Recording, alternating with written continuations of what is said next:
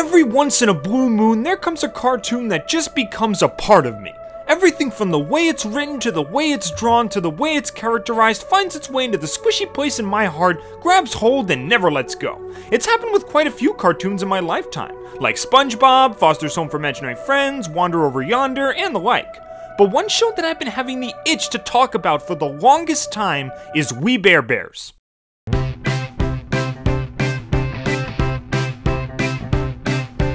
We Bare Bears is the dictionary definition of a charming show. It doesn't have the most groundbreaking narrative or breathtaking animation, and instead just thrives on being a lovable series about three brothers, their friends, and the fun shenanigans they get up to. And in my opinion, that's all it needs to be. The characters are 50 flavors of lovable, to the point where even if the stories are a little basic, the likability of the cast can easily make up for it. The animation manages to find the perfect middle ground between adorable and comedic, complete with well-drawn backgrounds and hilarious facial expressions. The writing helps to keep me engaged while retaining a chill, down-to-earth feel, at least for most of the episodes. And it manages to capture the spirit of modern-day technology and trends without feeling like it needs to rely on them, making it more likely that this show will remain timeless instead of becoming heavily dated like many cartoons before it. I'd happily follow these bears anywhere, whether it be over snowy hills to retrieve a Christmas tree, on a secret mission to reclaim a stolen vacuum cleaner, or even just to the supermarket to grab some groceries. And in order to commemorate all the awesome adventures that our favorite trio of bros have embarked on so far, I've decided to take a look at the season that started it all and count down my top 10 favorites. Obviously, this will be very opinion-based, like most top 10s out there. And if you have any favorites that I didn't mention, feel free to leave your own list in the comments below. Let's get a discussion going. So with that being said, my name is Pat, and I hope you enjoy my top 10 favorite episodes of We Bare Bears Season 1. This my squad, better move aside, boy. This my squad, holding stacks so high, boy. King for the day, yesterday and nobody. This my squad, better move aside, boy. Oh, come on, man! I'm not cute! Trust me, Panda. The sooner you embrace the cute, the sooner you will be one with the universe. Join us, Panda. Join us. You know, if you want to. Before we even get started, let me just applaud the person that came up with this concept right away. It's perfect. For those who are unaware, there was a very early video on YouTube known as the Sneezing Baby Panda. It was a simple 20-second long video of a panda cub letting out a really cute sneeze, and it exploded in popularity on the internet in a very short time. So when a show starring three bears trying to make it big on the internet, one of which is indeed a panda, what do the writers decide to do? Take this silly little video and create a whole episode around it, complete with great gags, an excellent moral, and of course tons of cuteness to enjoy.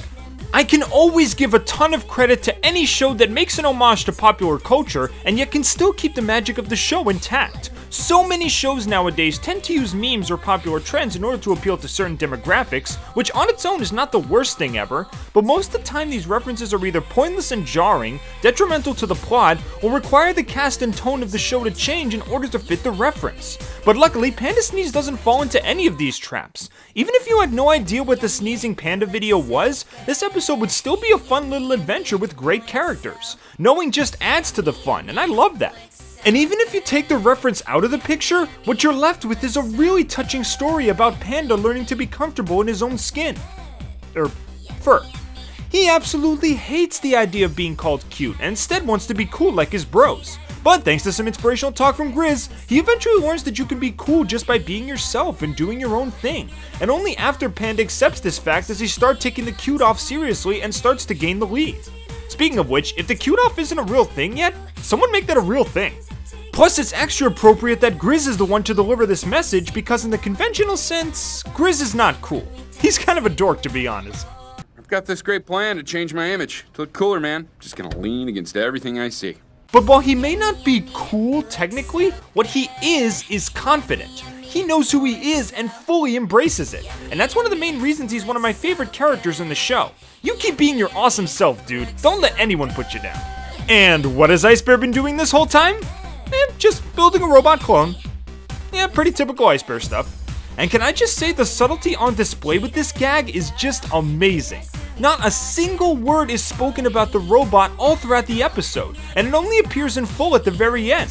And yet every time it's referenced in a scene, it just cracks me up.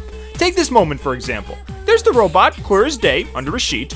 Then a few seconds later we cut back, and there's a gaping hole in the wall with Ice Bear looking scared. That is freaking hilarious. All in all, we get an adorable little episode with some fantastic bro moments and a well done love yourself message. And of course Peyton Oswald as Nom Nom is always a pleasure to see. It's a cascade of cuteness that I'll definitely come back to again. Get away! Yes, it's all mine! I want it, it's mine! It's mine, yeah! Yeah, you better leave! Oh, shh, yeah, there. I won't let anyone take it. This my squad, better move aside, boy. This my squad, holding stacks so high, boy. King for Everyday Bears. A very simple title, but I'd say it fits. Just the bears going about a typical day in their lives. Panda updating his social media, Grizz throwing around the frizz, Ice Bear's psychopathic vacuum cleaner going haywire and shredding everything that gets in its way like some kind of Terminator wood chipper. You know, just like every other day. This is the very first episode of the series to introduce one of my favorite We Bare Bears storytelling devices, which I call the triple split. Essentially, each of the three bears end up with their own unique storyline or problem to solve. In this case, Grizz getting stuck in a tree, Panda trying to get a mouse off his laptop, and Ice Bear dealing with his new mail order vacuum cleaner. We get fed pieces of each story throughout the episode as things get more and more intense. And then finally we get to the climax at the end, and all three stories come together for one really exciting conclusion that ties everything together in a nice little bow. While I don't consider this to be the best example of the triple split, it is the one that originated it, so it deserves a ton of props. And even if it's not the best, it's still a blast to watch. All the dilemmas in the episode are perfectly matched to the personality of the bears. Grizz obviously wants to look cool in front of these frisbee players, so even when he gets his foot stuck in a tree, he refuses to admit it to them, under risk of looking weak or wimpy. Even when it's blatantly obvious to everyone to the point where the fire department comes to rescue him, he still denies that he's stuck. Seems pretty fitting to me. On the other hand, we've got Panda, who is scared out of his wits when he sees a mouse on his keyboard and tries to get it off.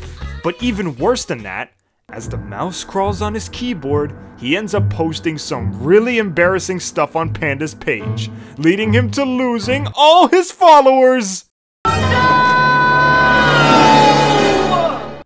It's an amazing setup, and seeing Panda's overdramatic reactions complete with the intense music just makes these scenes even more funny. Some people might think it's kinda silly for someone to be so concerned with losing followers, but we've already seen just how insecure Panda can be at times. And believe it or not, there are actually a lot of people that see losing social media followers as a big apocalyptic disaster, so Panda's mannerisms can even be seen as realistic to some.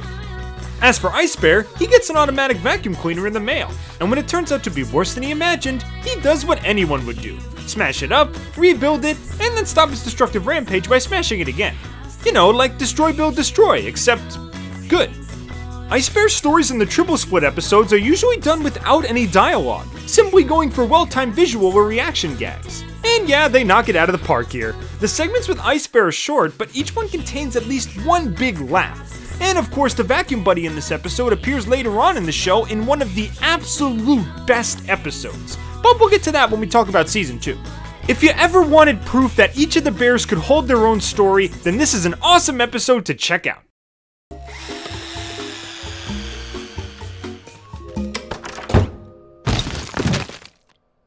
king for the day. Yesterday or nobody. This my squad, better move aside, boy. At first glance, the home of our three heroes seems like a no-brainer. They're three bears, so they live in a tricked-out cave. Simple, cute, and clever, right? Well, what if I told you there was actually a gripping and tragic backstory where the three bears are financially struggling to find a place to live, and only after much suffering and brotherly love do they finally find a place they can call home? Whoa! Move over, Avatar! We got some competitors for best lore over here! When it comes to We Bare Bears backstories that I've always wanted to see, the story of how the bears got their cave was honestly pretty low on the list. But after seeing Occupy Bears, I gotta say, this is one of the most brilliantly structured and emotional episodes of the entire season. The bears end up in a crisis when they find out that their home is about to be bulldozed to the ground to make way for a new cell phone tower. They find out that they can save it if they find a document which proves that they've held residence for 5 or more years. And what follows is a two-way story with half the episode showing the bears frantically trying to save their home, and the other half showing how they got there in the first place. And I'm happy to say that both halves are filled to the brim with comedy, suspense, and heart. The intrigue of the bears being on a ticking clock and needing to find proof in a very short time is really effective for drama, and they make sure to mix in some excellent jokes to keep things lighthearted enough. As for the backstory, it starts off very goofy and fun, but then starts to sadden as the reality of the bears' situation sets in. It shows the bears' hopes of finding a new home sinking lower and lower until eventually they just buy a dream catcher with the last of their money and wish for the perfect home. They're left alone in the rain as a raccoon steals all they have away from them, and they're forced to take refuge in a cave with nothing but their brotherly love to keep them warm throughout the night. This is getting too depressing. Throw in a nice bear joke. How do you feel about the impending destruction of your home? Ice Bear likes turtles. Better. And the movement from one story to another is done brilliantly, with these fluid visual transitions that keep things going at a perfect pace. With all these things combined, it feels like I'm watching an episode of Futurama, like Luck of the Friarish or something. It's that well done. And it all wraps up with a 5-year-old photo being found and the cave being saved. Though I do hope the bears had good insurance, because that guy made a lot of holes. Sorry, boss! I accidentally made another hole! It's okay, Paul. We all make mistakes. We Bare Bears doesn't dive into lore super often, but fantastic outings like this always feel right at home in the series.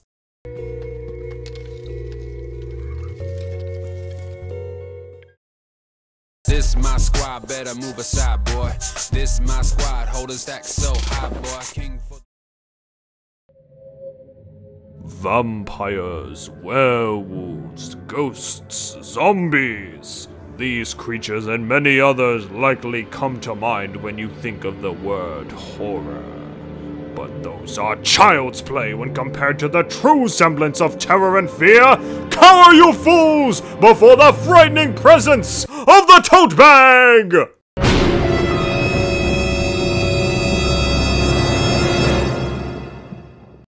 Yep, you can't make this up. This show managed to take something as fun and harmless as collecting tote bags and turned it into a combination of Hoarders Buried Alive and American Horror Story. A bizarre premise for sure, but entertaining as heck.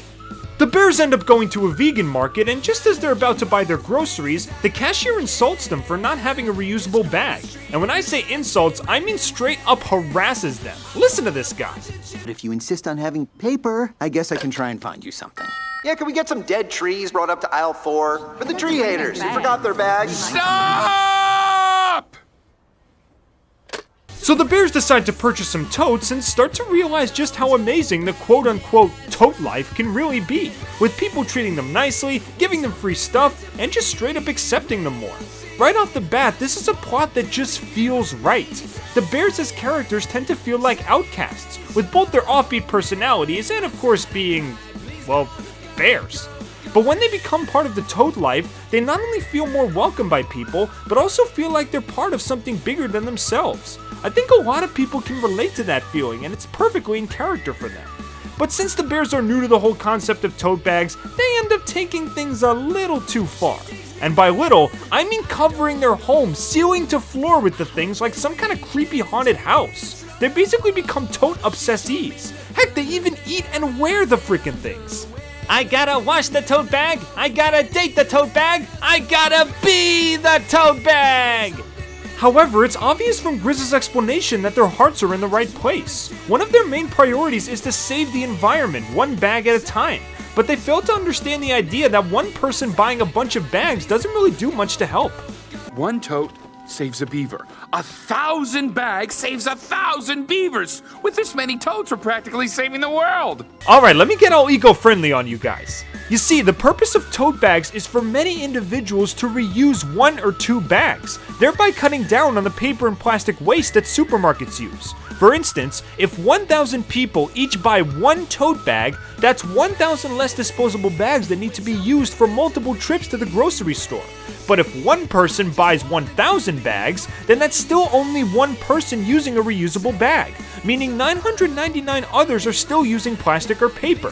What matters is the quantity of users, not the quantity of bags, and when the bears finally find this out, after almost losing themselves in a tote bag cave-in, they put their bags to good use and allow the local beavers to build a brand new dam out of the ones they don't need.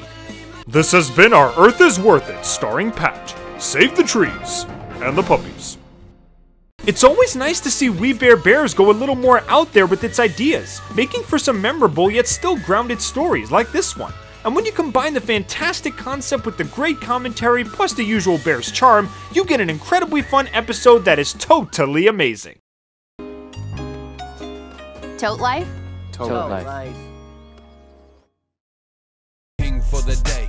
Yesterday and nobody. This is my squad. Better move aside, boy. Cute little guy. I hope he doesn't get too attached.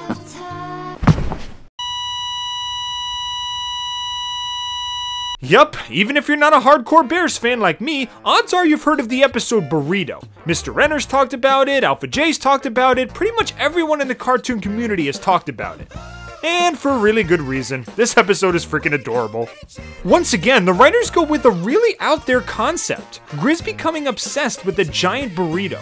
In the wrong hands, this could have gone horribly wrong. And in the past, it has gone horribly wrong. Just look at SpongeBob's To Love a Patty. But We Bare Bears decided to play it smart in 3 important areas. Number 1, the Grizz and Burrito relationship is purely platonic. He treats the burrito like he would an old friend, taking it places, playing games with it, etc. It never crosses into any romantic territory, which would have made the tone exceptionally creepy, so I gotta give the writers props for that. Number 2, the burrito stays in its tinfoil throughout the entire episode. We get hints from Ice Bear and Panda that it's going bad as they complain about how it smells and such, but we never actually have to see how bad it's become. It's all left to the imagination, which is good because if we had to look at a spoiled burrito for half the episode, it would have just been visually disgusting. They say show don't tell, but in this case, it's better that they just told us. And number 3, they actually provide an explanation as to why Grizz is so obsessed with the burrito. At the beginning, we get some hints of reasoning. The burrito feels very warm and comforting to hug, and it makes him feel safe. Kinda simple, but I get it. I feel safe and warm when I'm hugging someone too. But at the end is when we get the real meat of the situation, and truly understand why the burrito means so much to him. When Grizz was just a cub, he was stuck in a tree on a stormy night. The fire brigade rushes into the area to try and bring him to safety. And only when Grizz clings tightly to the tinfoil covered arm of a rescuer does he feel safe enough to let go of the tree and come down. I can't even do it justice in words, just watch. It's okay, little guy. Grab on. You're safe now.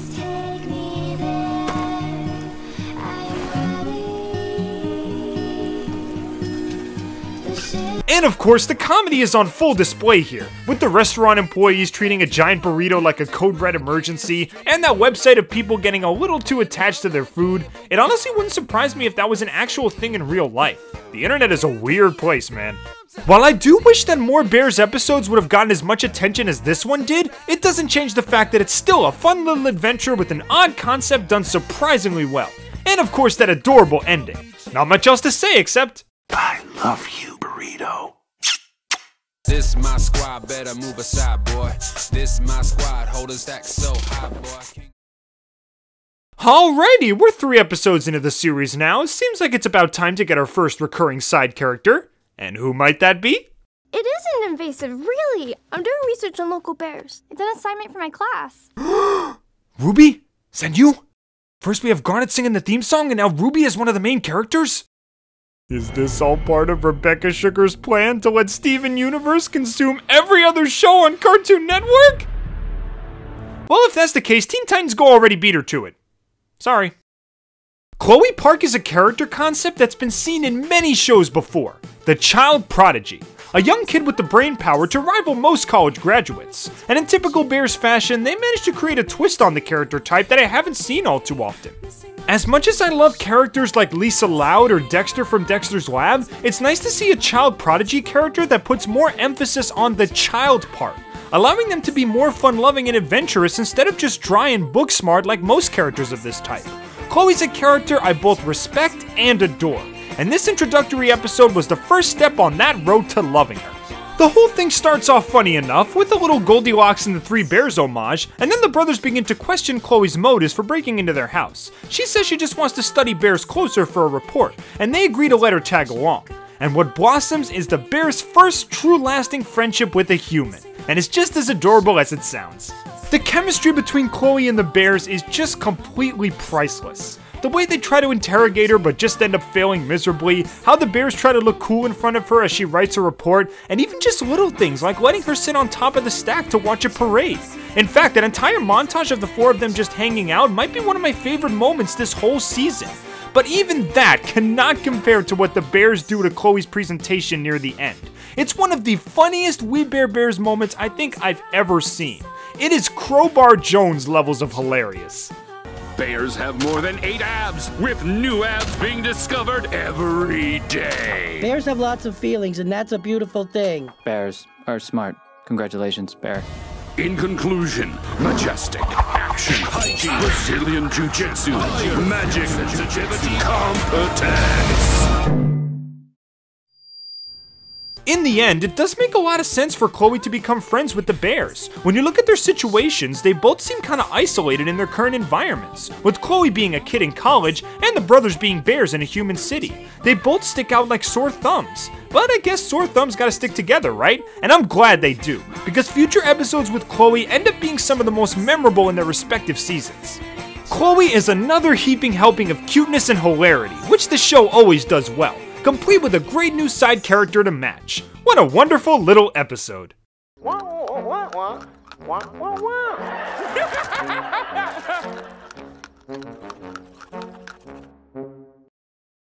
For the day, yesterday and nobody. This my squad, better move aside, boy.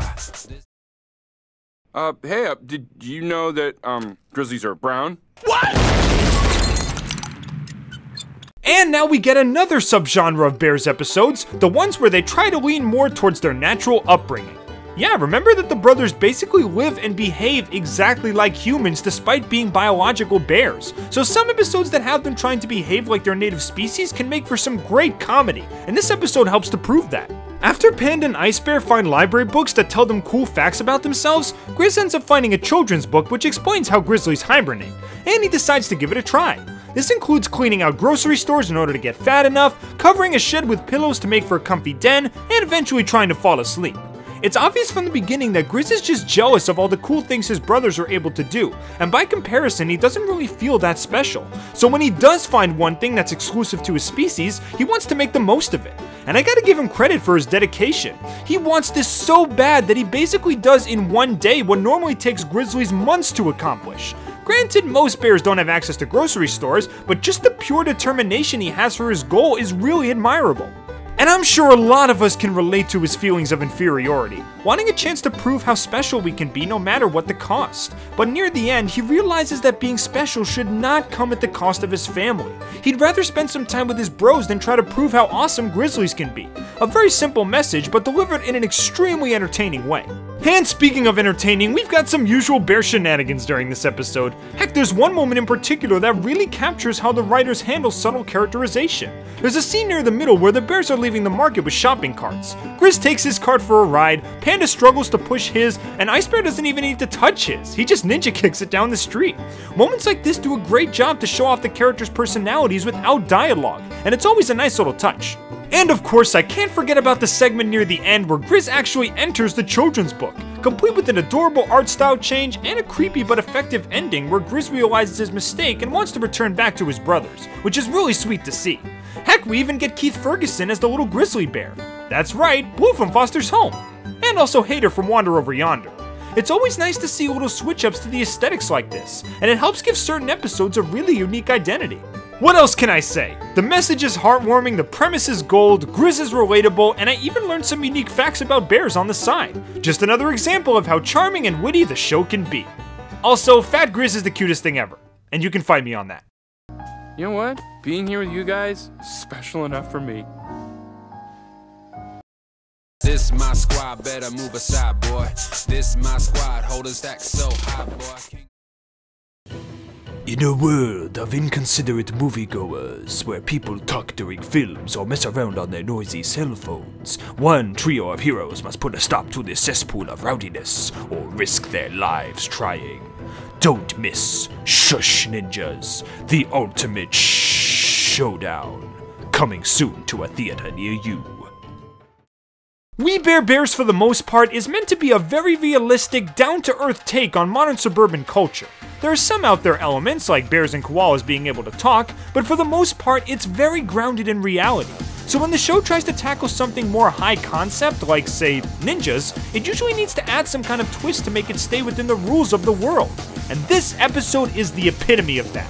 Easily the best premise of the entire season. What we have here is a story about Grizz, Panda, and Ice Bear wanting to stop all the annoying antics in the movie theater, so the manager employs them as Shush Ninjas, masters of stealth that attempt to silence anyone who interrupts the movie. That is an amazing idea. Not only is it a clever way to make something as strange as ninjas work in this universe, but the entire story is basically a parody of an old martial arts movie. The manager gives this big, dramatic, over-the-top backstory about how cinema used to mean something, and how he wants warriors who can restore the peace. When the bears get too carried away with their antics, they retire to a library, which they call their quiet space. It's cheesy and silly in all the right ways, and I can't think of a single time in this episode that I wasn't left smiling or giggling. There are tons of little moments sprinkled throughout too, like Panda taking a break from shushing duty to watch this world's version of the Twilight series. He ends up rooting for the nerdy love interest while all the girls just fawn over the hot one, which causes a whole civil war to erupt. There are some references to pre-existing movie franchises in the background, like Space Conflict or Really Really Fast, and they make for some laughs when you manage to find them. And of course, there's that whole speech at the end about the importance of film, complete with the bears plastered into iconic movie scenes. I know it's mostly just played for laughs, but it's actually kind of beautiful in a way. Movies are a gateway to a new realm of thinking. We do relate to the characters on screen, we become part of their adventures, and certain films can touch us and inspire us in unique ways. Whether we watch them for fun or analyze them closely, film is a form of art that brings people together, and we owe a lot to it. Dang, when did a show about 3 cuddly bears get so deep? Much like an entertaining B-movie, Shush Ninjas comes packed with all the laughs, heart, cheese, and charm that make for a great viewing experience.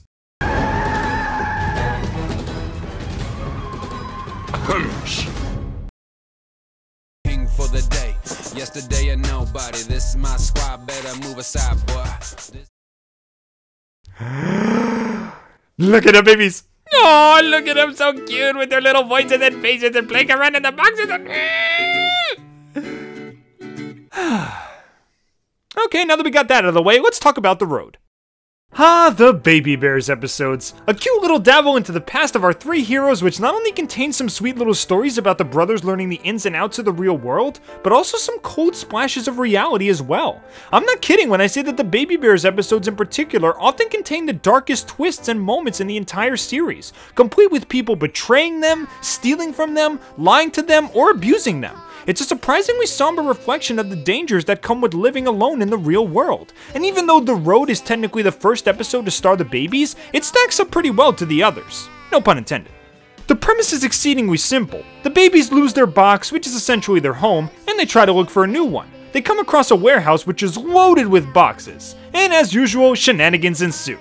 If you ever wanted an episode that manages to have something for everyone watching, you can't get much better than this. The comedy is great, with the bears messing around in the warehouse and then trying to one-up each other with their box forts. And of course, pretty much anything with Ice Bear is a riot, especially since baby Ice Bear doesn't actually talk, and needs to rely on visual gags instead of one-liners for a laugh, and it works perfectly. The emotion is really good too, with that silly little song number near the middle and the bears finally making up at the end. Honestly, none of the bears can sing, but it's such a sweet little moment that I can't help but get a little teary-eyed every time I watch it. There's a bit of action thrown in there as well, with Panda getting stuck in the box on a conveyor belt and his bros needing to save him, allowing Ice Bear to be awesome as always. And of course, not a single moment goes by where there isn't something adorable going on. I mean, just look at these scenes. How can your heart not melt when watching these little guys? So all you cute addicts like me are gonna have a field day with this one. Just make sure to have Adorabetes pills on standby. And yes, for all you Bravest Warriors fans out there, Baby Grizz does share a voice actor with Catbug, and once you realize it, it's impossible not to hear it. Trust me. Free bears here! 3 for the price of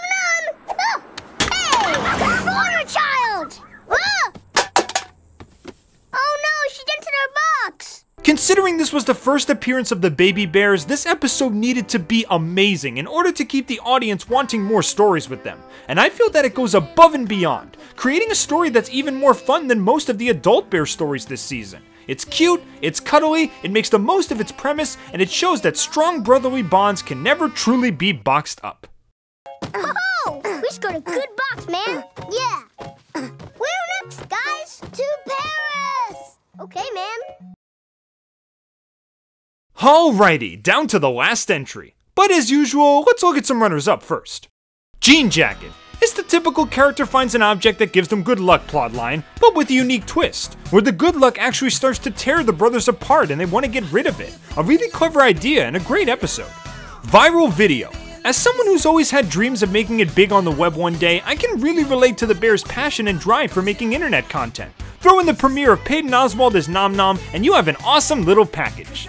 Chloe and Ice Bear. A little slow at certain moments, but comes with a very cute ending and some nice character bits. These two make for a good team, and later episodes give them some great adventures together. Cupcake Job. This one is just straight up comedy, with the bears trying to get a job and failing miserably at every opportunity. Definitely recommend this one if you want a good laugh. And if you want to see Ice Bear in your nightmares. And Charlie and the Snake. As much as I love Charlie, his episodes this season were pretty bad. But this one really gives him a chance to shine. It's a cute, simple story of Charlie befriending a snake, and I enjoyed it quite a bit.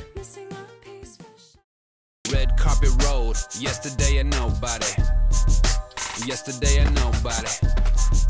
Yesterday and nobody. Well, here we are, number 1.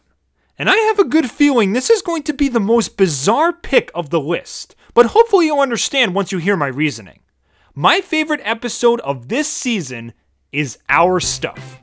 Yup, the pilot of the series managed to beat out everything else that was shown in season 1. And there's one simple reason why. It's not the most deep or the most complex or even the most original, but it's easily the most enjoyable to watch. The bears are at a basketball court playing a quick pickup game, but when they return to grab their backpack, they find out that it's been stolen. So they need to go on a secret mission to try and get it back. And from there on, it's just non-stop cuteness, non-stop jokes, non-stop character moments, and non-stop fun.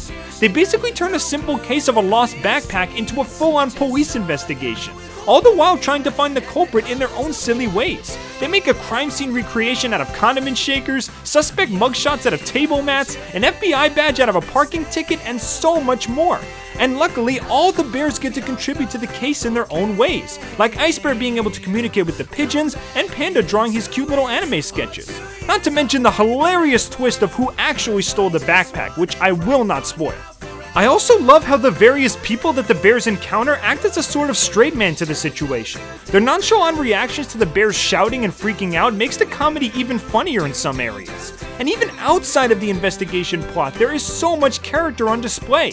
The basketball game they play before their stuff is stolen does an excellent job of showing off each of the bears' personalities in small doses, which is critical for a pilot to do.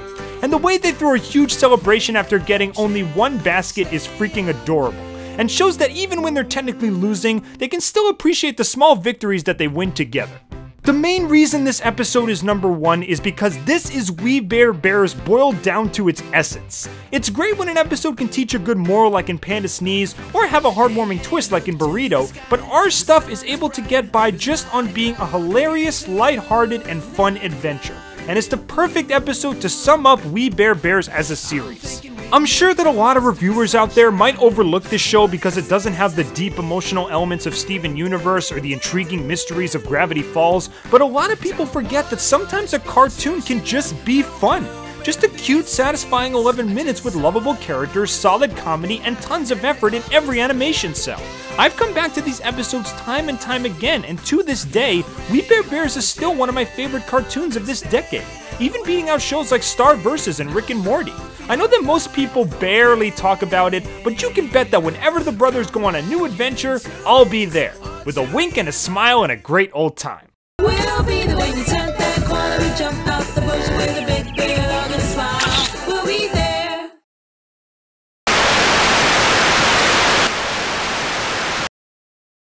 So, what did you guys think of my video? I mean, the editing was pretty good. I guess. Why didn't you include Panda's date? That's one of the best episodes of the show. Ice Bear is going to sue for copyright. Okay, well, thanks for everything, guys. I'll see you later. Bye-bye.